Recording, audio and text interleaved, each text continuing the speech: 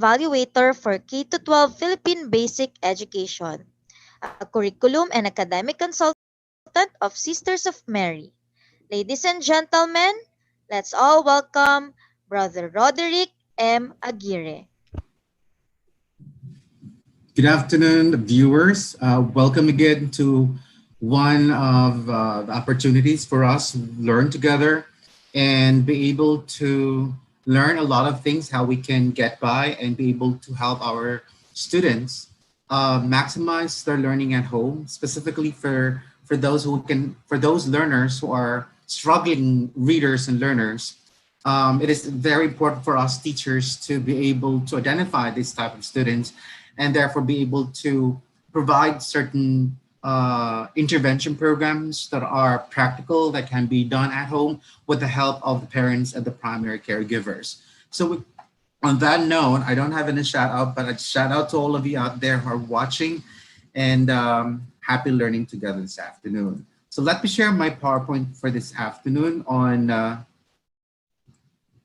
designing home corrective and remedial reading programs for struggling readers.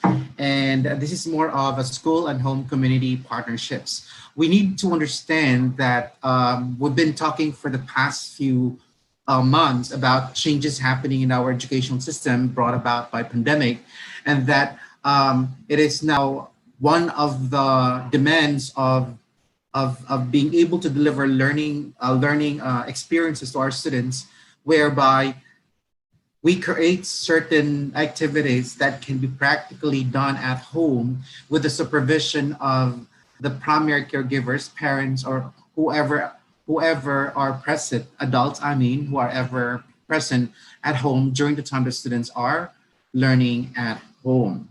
Now, for the duration of our talk for this afternoon, we will follow this outline. So again, for the month of August, I added an introduction part where I will talk about certain common myths about the topic that we're discussing on this matter, myths about struggling readers, all right? Struggling readers and struggling learners. And then we're going to find certain answers, how we bust these myths and how we're going to get by with the issue, of how we can create and corrected programs for our struggling readers. So with that, our discussion will have 4 questions and we're going to answer them one at a time. The first question would be, what is reading fluency and why is it important? I know that there are a lot of designs out there, but this one I'm going to focus more on reading fluency and its importance to helping our students develop their comprehension, their reading comprehension, and that if their reading fluency bags down or are not well developed, it would compromise their comprehension of any selection that they are reading or they are required to read. And then we now move on to the second question, who are struggling readers? We're going to describe who they are and why they become struggling readers and what makes struggling readers different from beginning readers, and so on and so forth. And the third question would be, how do we correct or remediate their reading deficit? So I'll show you certain patterns, reading patterns, to simplify how we can identify certain problems to our students and be able to come up with certain activities at home that can somehow help our students overcome their own reading deficits. Then we have number 4. We have what home activities can be done to correct and remediate students' reading deficits. So obviously, how we can improve and come up with activities at home that can be integrated in their daily activities, so that one way or the other, within the duration of their learning at home, when our students learning at home, we are able to address the reading problems. And then we will have open forum. So if you have questions while we go along with our discussion, you may want to key in your questions and queries on the comments box below. All right. And then I'll have my conclusions and implications, mostly reminders and challenges to all of us educators who will be facing such changes in the up. Let's begin. So let us begin with introduction, identifying myths. identifying myths about struggling readers and learners. I just identified 4 common myths though. So let us begin with number 1. Struggling learners. A lot of people believe that students who are struggling on reading and generally on learning in general have a lower cognitive capacity than typical readers or normal or fast readers or fast learners. No, we all have the same cognitive capacities. What makes a fast learner or reader different from a slow reader and from a slow learner could be on the processing of information, of giving focus on certain activities that they need to get information from so that they can process it, understanding it. Probably also there is a lagging of retrieval of information, a background experience to the fore in order for students to be able to respond to the text or to the learning process demanded of them during the time. So if you would like to know more how to bust this, I would like you again to visit my talk on developing and enhancing memory skills of our students. We all have the same memory capacities. The way we process information, it goes through all the memory systems from sensory system, sensory register, to short-term memory or working memory to the long-term memory. All of us have the same way, the process of doing that. Only that, again, as I've said, something happens along the way. And that's what we need to identify because we call that as a breakdown in the processing. So that's a myth. They do not have lower cognitive capacity. They have the same capacity, only that probably because of less literacy activities at home, or probably too many students inside the classroom, that some of the teachers are not able to pay attention to these individual students who have struggles on how to process information. So that's what we're gonna talk about later. And then second myth is lower expectations for students that are falling behind due to reading. Oh, this is one of the common myths of educators that if somehow we identify students or a group of students or a section, although we're no longer doing homogeneity sectioning of classes, but say we have group students who are slow readers, struggling readers in one class, and they're in a homogeneous section. What a lot of teachers would do is to lower down the standards so that students are able to cope with the lowered standards. That is a myth. Even if our students are struggling, they still have that capacity to be able to rise up and meet the standards, but they require a lot of support, not just from teachers, but from classmates and from members of the family to help them with their individual problems. And that the important thing here is that we're able to identify specifically what causes the struggle of our students. The individual situations of students as per their experience in struggling with their learning, with their reading, would be different from one student to another. And being able to identify specifically their problem would do the trick. That's why second statement, lowering expectations for students that are falling behind due to reading, is a myth. That's not true. We could probably simplify activities, but not lower down expectations. All right. Next would be our curriculum needs to embed leveled reading no matter the goal is. This is a myth, although this is partly true, but not totally true. Reason being is that we embed leveled reading materials in the curriculum, not because there is no purpose to it. There's a purpose. We need to have a leveled reading materials for our students so that they can focus more on what skills they need to hone and to learn from. This is what we call as instructional text. The instructional texts are made by writers in such a way that it allows students to focus on what they're supposed to learn in the lesson. Example will be if you would like to focus more on a certain type of vocabulary, you give them or create an instructional text that focus only on those. Or if your lesson is on grammar and your lesson is on identifying proper nouns, then you create a text or a selection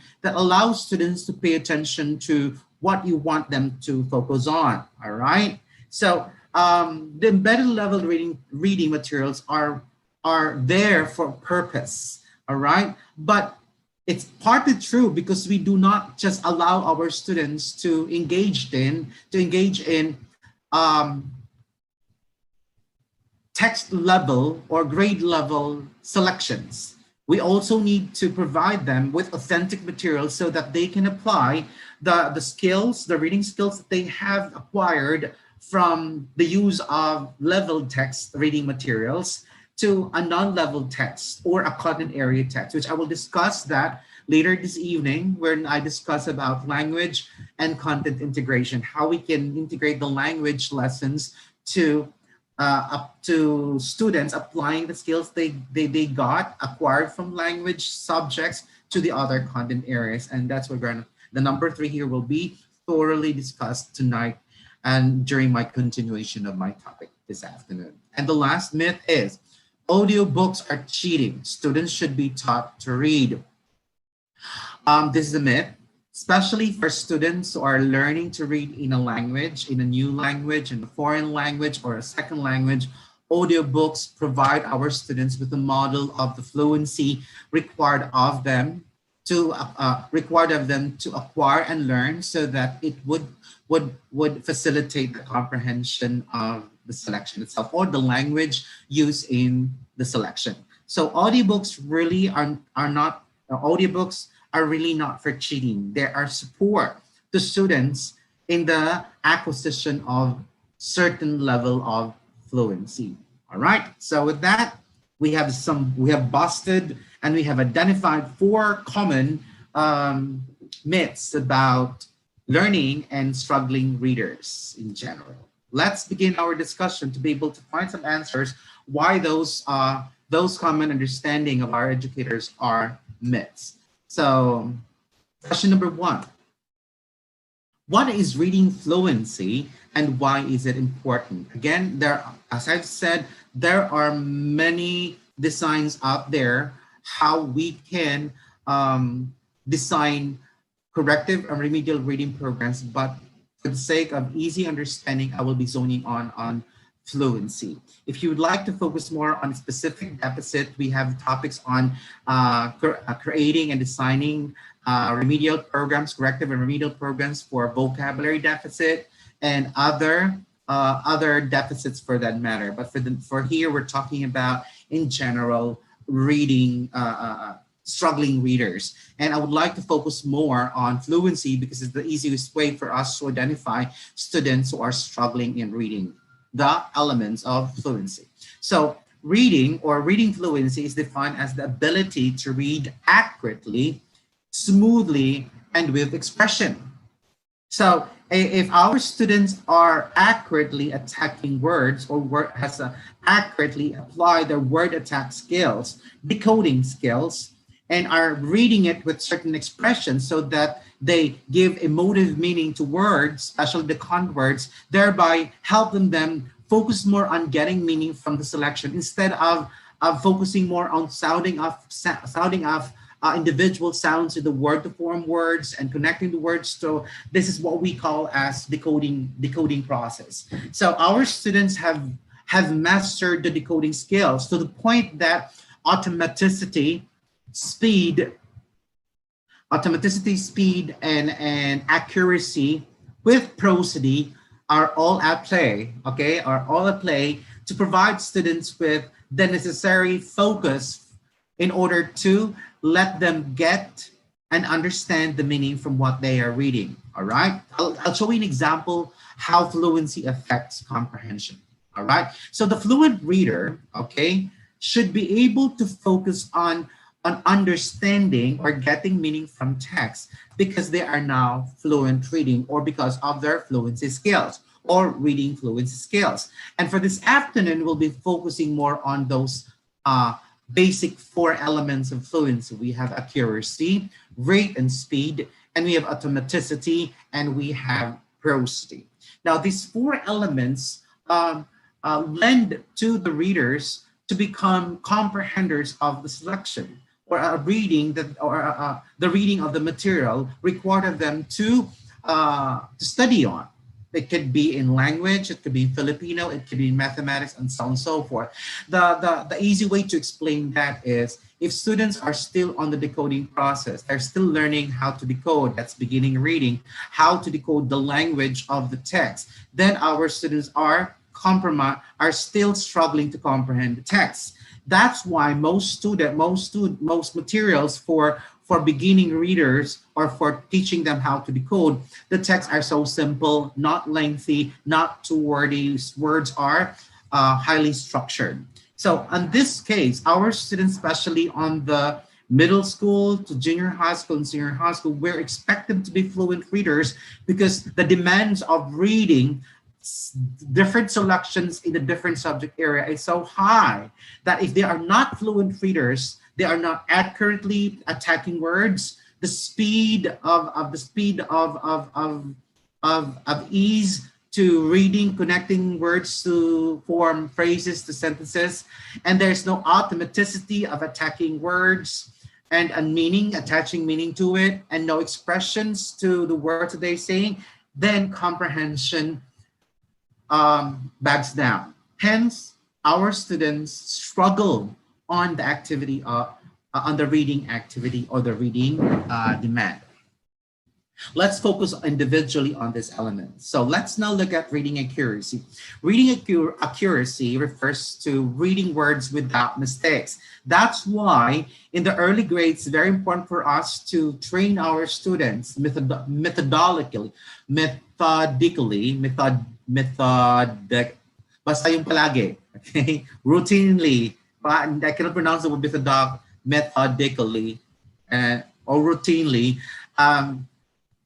reading sight words, all right? We can use the Dulce basic sight words, but the Dulce basic sight words only is up to grade 3, but we can also utilize Fry's grading sight words, all right? So we already have Fry's grading sight words until junior high school. So you may want to research or Google it, and then you will have a list of it. It means that these are words that do not have to be decoded. They are accurately attacked, and no decoding process is used. Only that some of these words, when they see, there is what we call now as accurately attacked. Hence, accuracy also leads to automaticity, right? Nonetheless, if our students have accuracy, then the speed, it will be shown by their speed. Like reading rate or speed refers to how quickly and effortlessly a child can decode words in sentences. They are able to attack the words. The level of words would be on the accentuation or syllable base, sound level, syllable level, word level, phrase level, or what we call as meaning level. So the speed would show where our students at in terms of their decoding levels. So if our students are still focused on individual sounds, sounding off and blending sounds, that means they are still on a very slow level. Therefore, it would be difficult for them to attack selections that are too wordy and too lengthy. All right. Next would be reading automaticity. Automaticity is the fast, effortless word recognition that comes with a great deal of reading practice. So reading automaticity is the continuous exposure of students to words, especially for what we call a high frequency words. There are a lot of these high frequency words are words that appear in all selection the grade level. So it's very important for us that we allow our students to continuously read materials. That's why it's very important for us that there are reading activities for our students in all subject areas so that reading automaticity is honed among our students.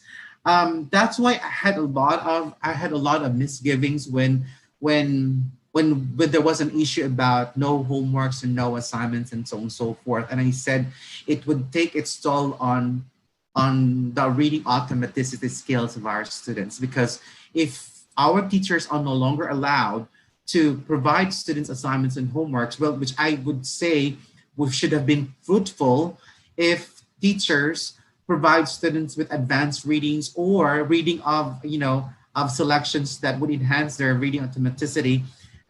We would have no problems right now with reading problems with our students. Only that we have pampered so much our students as we move on and as we progress as a society and as a community in the Philippines. A lot of parents are seeing students struggling with their reading skills, and they felt like their kids are being punished for this homework and assignments, when in reality, these homeworks and assignments are for the students. And sometimes students need to struggle in order to improve. There will be no improvement if there is no struggle. When students are in a struggling state or state of disequilibrium, this is what we call as the learnability stage, because there's something that they do not know that they need to practice and keep on doing. Now, what's good about the pandemic is that all of these skills in reading fluency will now be given emphasis, because our students will be doing this at home. And whether our parents like or not, they need to support the acquisition of the reading fluency skills of their kids. Otherwise, their children will suffer a lot in reading a lot of modules from different subject areas, and therefore their children will be struggling so much in understanding the content of the other subject area. So later this evening, I will discuss how we can integrate language with the learning of the content. But point being is that even if we teach our students how to integrate language with the learning of the content, the content areas, if our students are still struggling readers, then it is still a difficult task to do. For me, if you ask my opinion, integration can happen effortlessly and effectively if our students have reached a certain level of reading fluency and they are now somehow reaching independent reading level.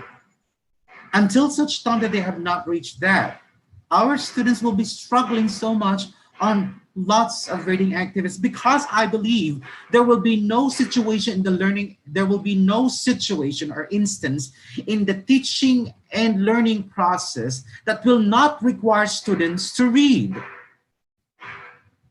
If you can think of an activity that there is no requirement of reading, then sige po, I'm willing to listen to your comments down below. All right, sir. Reporting po, kailangan nila sabihin nyo, but they had to read, they had to research, right? Sir, naka-online po, but they have to read. In fact, when they take tests, they have to read. Sir, hindi po, nakikinig po sila sa lecture ng teacher. Oh, why the teacher is not using instructional materials to augment her lecture? Meron po, then they are reading.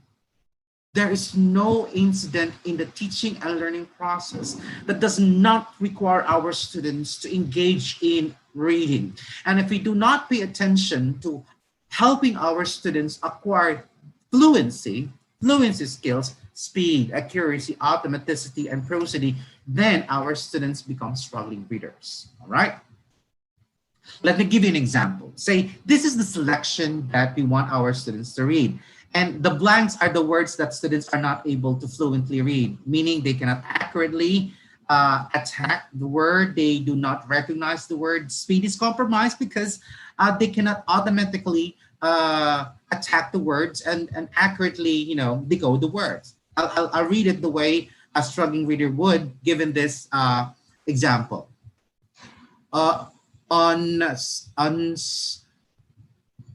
a time um, where uh, and the see if students are not able to identify especially content words in a selection, this is very simple, three little pigs. Do you think there's comprehension?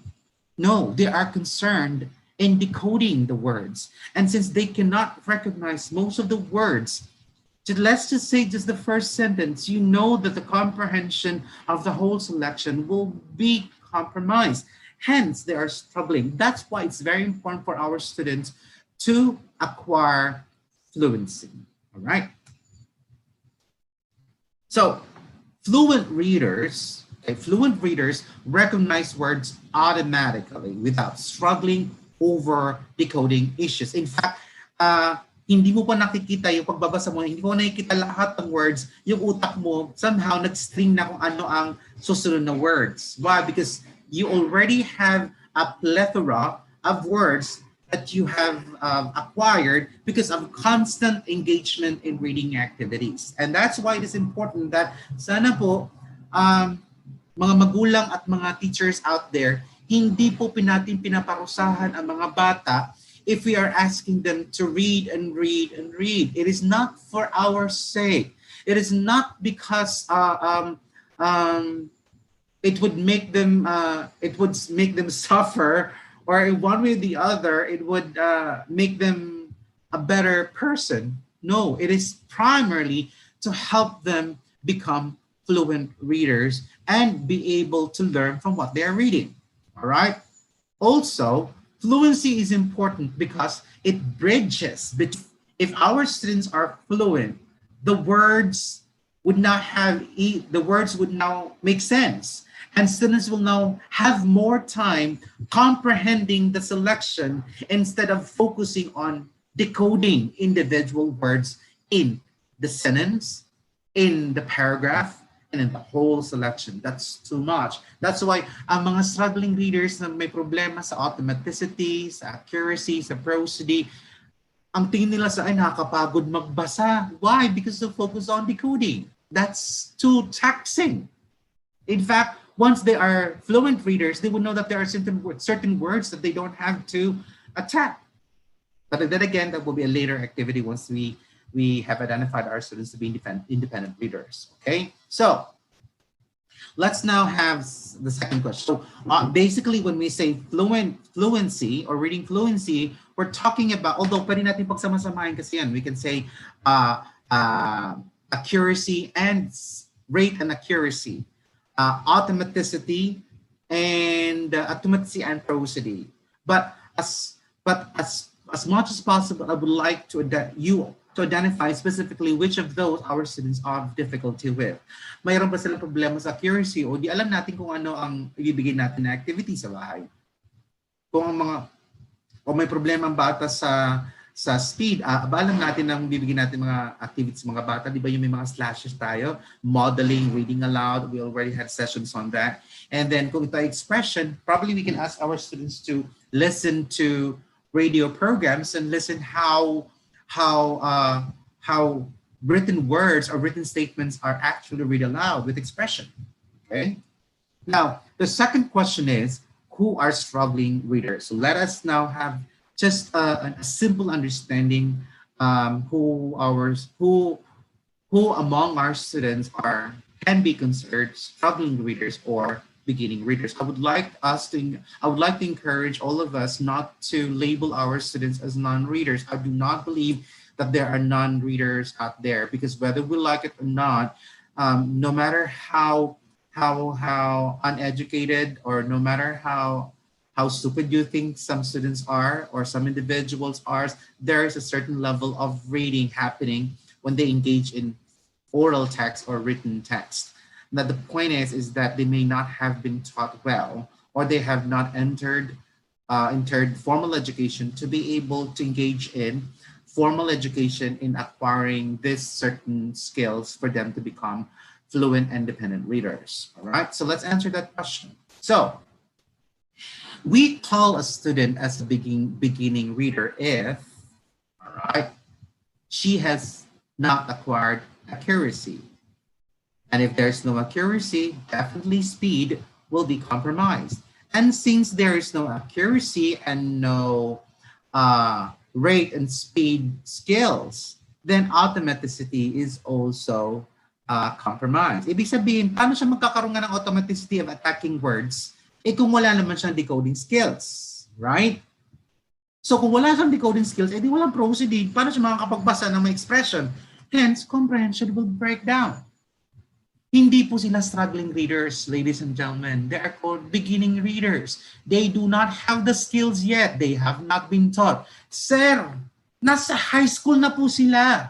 Wala pa silang skills. Then therefore, our identification here is that these students have not been explicitly taught the skills. Probably the teachers in the elementary, I'm not generalizing, I'm just saying probably our teachers, because of too many students that they handle, were not able to pay attention to the students, hoping that eventually as they progress from grade 1 up to grade 6, they will somehow, with the hope that they're being constantly exposed to the teacher talk, be exposed to that and eventually, implicitly acquire these skills, specifically reading fluency skills. Now, the point here is that, as I mentioned when I talked about teaching comprehension of narrative text, teaching comprehension of informational text, reading are sets of skills that should be explicitly taught. We do not hope that students will acquire this. There are certain stages that our students go through for them to enable to acquire all of these skills with teacher explicitly showing, not just explaining, showing how the skills are actualized and have an interplay, how the skills interact together for students to become expert readers and fluent readers. All right. Sorry po, ano lang po ako, medyo, when we talk about struggling readers, kasi struggling learners, kasi I get so emotional because of mislabeling of our students. We're not able to come up with an appropriate program, an appropriate intervention program or remediation program for them. And more often than not, even if we have identified them, a lot of our teachers out there are somehow unable to provide intervention programs because they were not also trained during college how to handle situations and problems like this among students. A lot of our teachers have been trained to teach, but we're not thoroughly taught how to identify through diagnosis and testing, identify certain specific problems of our students. And if it falls under reading problems, and since they do not have a lot of experiences on handling reading problems way back in college and even their initial experience in teaching, then they are left knowing and wanting what to do. All right, so that's it. Those are beginning readers. Kahit nasa high school pa yan, at kung wala nung mga skills na yon, hindi siya struggling readers. Hindi rin siya non-reader. Ang tawag sa kanya, beginning reader. Ibig sabihin, hindi siya naturuan ng mga skills na yon. So anong gagawin po natin? Magsasuffer siya. Magsasuffer siya sa grade level na yan dahil ang expectation po natin pag pumasok sa grade level 6, especially for grade 7, ay readers, independent readers na siya. Hindi nga naturuan ng mga basic fluency skills. So, dapat gawin? Ang tawag dun po ay remediation. Pero ang ganyang remediation is teaching them beginning reading skills. We have to go back. Only that, it's not the materials preparation for students like this. We call them as adult beginning readers. Okay? Meron po ito sinasabi natin na young beginning readers or early literacies or young beginning readers. And we also have what we call as adult. Okay? Adult beginning readers. Ito yung mga sinasabi po natin ng mga, especially those who are in ALS na medyo may edad na, or they're already teenagers when they want to enter public school system or formal education. So kailangan muna nilang kailangan nila muna turuan paano ang beginning reading skills. All right? So let's now look at struggling readers. If our students somehow have accuracy and speed, but struggle still, they have not mastered automaticity or skills on automatically attacking certain words because they were not thoroughly taught on how to attack meaning of words in through structural analysis, through contextual analysis, through the use of dictionary, and through other intervention to other ways how to get the meaning of certain words, then prosody is compromised. Okay, and once our students have problems with automaticity and prosody, even if they have accuracy and speed, yung mga bata ang galing magbasa, mag-oral read, pinabasa mo ano, tapos na-attack naman nila, pero monotonous, monotonous siya magsalita, pero tama ang accuracy niya, tama yung speed niya, talagang ang poses niya, tama naman, pero walang expression, okay, walang expression, monotonous siya. Pero nag-struggle siya sa certain words. May mga words na hindi niya mabasa, especially for technical words. Pero in general, maganda pakinggan. Tanungin mo siya pagkatapos, hindi niya naintindihan. Ito yung mga bata na nababasa niya, pero at the end, ano pa ulit? Hindi, wala pa ako naintindihan. So these kids were just decoding orally the words. So therefore, they're not reading. Okay, kaya nga, bumagsak ang comprehension.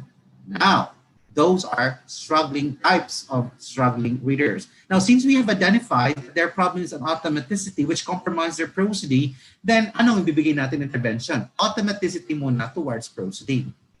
Okay? Anong gagawin po natin? And then teaching the vocabulary skills. Okay? Teaching vocabulary skills so that once they are now independently, automatically attacking words without stopping and pausing a lot, then expression will not be compromised and they are now able to focus more on comprehension. Hindi siya masyadong remedial eh. More of corrective lang. Kasi may konti lang ang kanyang konti lang naman ang ibibigay sa kanya. Usually the vocabulary instruction test in our curriculum would begin, especially for Filipino and mother tongue, it already starts at grade 1 and grade 2 up to grade 3. While for English, we're talking about public school, okay? For English, it begins in grade 2 and grade 3. So there's transitioning of the skills from the mother tongue to Filipino and to English. That will be a whole new different topic next time around. Okay, so let's have another scenario. If our students have problems with accuracy, all right, and speed, but they still have automaticity and prosody. There are a lot of students who were not taught decoding skills, but somehow because of they are able to recognize certain words. I know a lot of CASL students, they know words, but wala, may expression po, pero problema naman po ay merong speed. It somehow compromises their comprehension, but they are not necessarily remedial. They are what we call as just struggling readers because certain skills have not been mastered, or hindi naman totally wala. I do not believe that students have automaticity and prosody. They have speed problems or accuracy problem. It's probably they are just what we call as careless readers. They're careless whispers. We call them as careless readers. Ito yung they run on punctuation marks. Yung may prosody nga, may automaticity, pero hindi nila alam kung kailan sila magpo-pause, kailan sila mag-stop. So meron kayong mga estudyante ganun, di ba? Tama naman ang kanya expression. Ganito siya magbasa, bless the Lord, O my soul, and all this within me, bless His holy name. Aba, dire-diretso, pero meron siyang ganun. May up and down, may prosody, and you feel, kaya lang po minsan na-compromise ang comprehension dahil hindi mo alam kung nag-stop siya doon or kama siya doon. Is this a list of description or it was the end of an idea? Okay? So, importante din alam ng bata ang certain pauses because of the punctuation marks. That would fall under speed, of course, and would fall under accuracy. All right? So, of course, comprehension will be compromised. All right? There you go. So, those are, we know now how, in general, okay, kung nasa klase po tayo, magkakaroon po tayo ng specific, magda-diagnosis pa tayo. Pero since this is a webinar, I cannot go through certain details how to identify those. I'm just simply making it more practical for you to understand. So do not call your students. I said non-readers. Better yet, call them beginning readers if they do not have all the basic skills. Hindi sila non-readers, beginning readers yan. Kahit pa yung adult, ang tawag sa kanila ay adult beginning readers. Okay? Sir, paano kung matanda na? Tawagin na lang po din na natin adult beginning readers. Huwag naman tayong tatawagin na old beginning readers. Old people beginning readers. Huwag na lang po. Adult na lang din po siguro.